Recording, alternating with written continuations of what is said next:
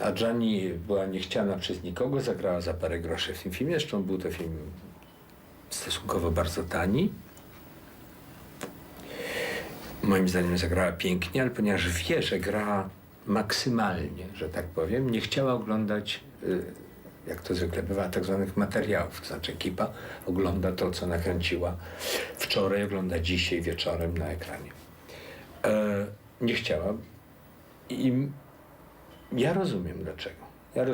Dlatego, że rodziło się w niej coś takiego jak poczucie gwiazdorstwa. To znaczy taka, że jest cudowna, nietykalna, nadzwyczajna, co ją dzisiaj doprowadziło, bo mówimy w roku 2000, do katastrofy. Dlatego, że ona jest tak w tej chwili wypchana jakimiś chemikaliami, tymi, jak to się nazywa, silikonami, Bóg wie czym, że jest niepodobna sama do siebie. To jest człowiek, to jest człowiek, który nie chciał się, to jest portret Doriana Greya, Oscara Wilda. Ona nie chce się zestarzeć. Ona nie chce zobaczyć nic złego o sobie. Ona chce być młodsza od własnego dziecka. I ta straszna praca nad sobą, żeby wciąż być cudownie młoda i tak dalej, doprowadziła do tego, że nikt jej nie bierze, a to jest bardzo zdolna aktorka. Bo ona wygląda jak Frankenstein. To jest coś nieprawdopodobnego. I to się wtedy zaczynało. To zaczynało kiełkować, ja o tym nie wiedziałem.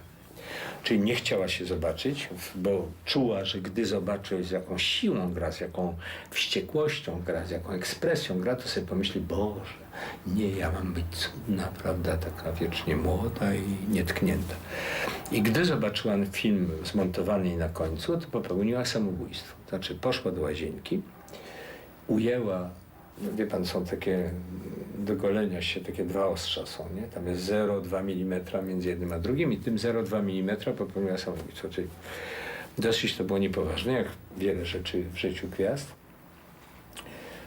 A ja miałem zgryz, bo uważam, że jestem odpowiedzialny.